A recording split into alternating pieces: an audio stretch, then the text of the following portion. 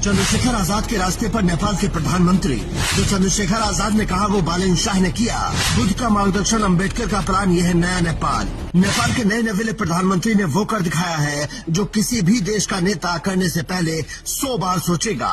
चर्चाएं हो रही हैं कि बालन शाह के फैसलों पर चंद्रशेखर आजाद की छाप है और बुद्ध के विचारों की मुहर। कैसे, वो अगले 3 मिनट में आपको सबूतों के साथ समझाएंगे। लेकिन उससे पहले जानिए कि नेपाल के नए प्रधानमंत्री ने क्या क्रांतिकारी कदम उठा दिया है।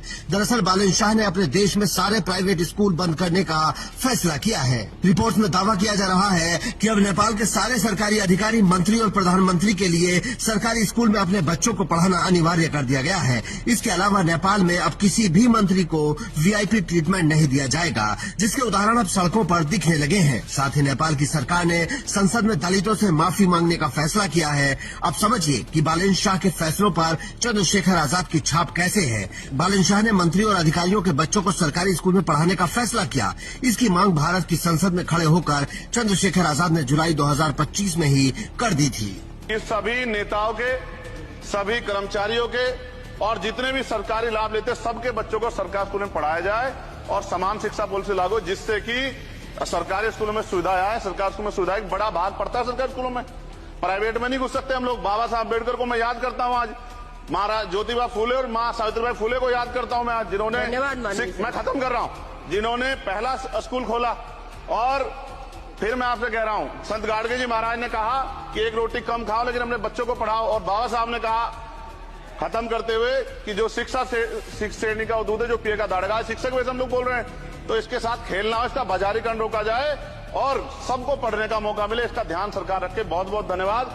और शिक्षा मंत्री जी बैठे हैं, आपसे आग्रह है ग्रामीण क्षेत्रों के बच्चों पर ध्यान दीजिए सर। हम लोग बहुत उम्मीद करके बैठे हैं सरकार से, और नहीं करेंगे तो फिर अब विरोध करना पड़ेगा, वो ठीक नहीं है।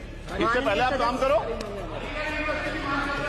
ये तो है नहीं क्या? लेकिन चंद्रशेखर आजाद की बात को भारत की सरकार ने नहीं सुना और नेपाल के नए प्रधानमंत्री ने कर दिया। इसके अलावा नेपाल की सरकार ने फैसला किया है कि वो अपने देश के दलितों से माफी मांगेगी, क्योंकि जो अत्याचार उनके साथ हुए उस पर सार्वजनिक माफी तो मांगनी ही चाहिए। यही बात चंद्रशेखर आजाद ने संसद में उठाई कि नेपाल की तरह भारत की संसद कब दलितों से माफी मांगेगी, क्योंकि यहाँ भी दलितों के साथ हजारों सालों से उत्पीड़न हुआ जो आजादी के बाद भी नहीं रुका। उसे गुजरना पड़ता, कोई नहीं सोचता। सच ये है कि देश में दलित आदिवासी आज भी गुलामी की जिंदगी जी रहे। सरकार उनके लिए कुछ सोचना चाहती, सरकार नहीं सोचेगी तो फिर से किसी वाद का जन्म हो जाएगा। इसका इस अन्याय का, ये जो कठोर अन्याय है, जो सदियों की हिंसा पे आधारित, सदियों के भेदभाव पे आधारित है, इसका जवाब सदन को देना पड़ेगा।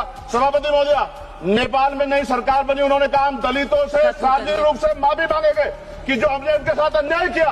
ये सदन कब उनसे माफी मांगा जिनके साथ हजारों साल अन्याय हुआ और आज भी उनको रोटी कपड़ा मकान के लिए अन्याय लड़ना पड़ता है। धन्यवाद सभापति महोदय। जय भीम, जय भारत। नेपाल के प्रधानमंत्री जो फैसले ले रहे हैं वो किसी क्रांति से कम नहीं है, लेकिन उनके कुछ फैसलों पर सवाल भी उठ रहे हैं, जैसे पूर्व प्रधानमंत्री को जेल में डालने का फैसला। वैसे बालन शाह और चंद्रशेखर आजाद की कहानी बेहद मिलती जुलती है। बालन शाह भी किसी राजनीतिक परिवार से नहीं आते और आंदोलन से निकले हुए नेता हैं। चंद्रशेखर आजाद की तरह ही 2022 में पहली बार निर्दलीय मेयर बने और 2026 में प्रधानमंत्री बन गए, लेकिन उनके फैसलों ने पूरी दुनिया को हिलाकर रख दिया। अब भारत में भी मांग हो रही है कि नेपाल की तरह हमारे देश में भी मंत्री और अधिकारियों के बच्चों को सरकारी स्कूल में पढ़ाया जाए। आप भी कमेंट करके इस पर अपनी राय रख सकते हैं। साथ ही ये भी बता सकते हैं भारत में कौन नेता ऐसे फैसले ले सकता है। Bureau report, India news.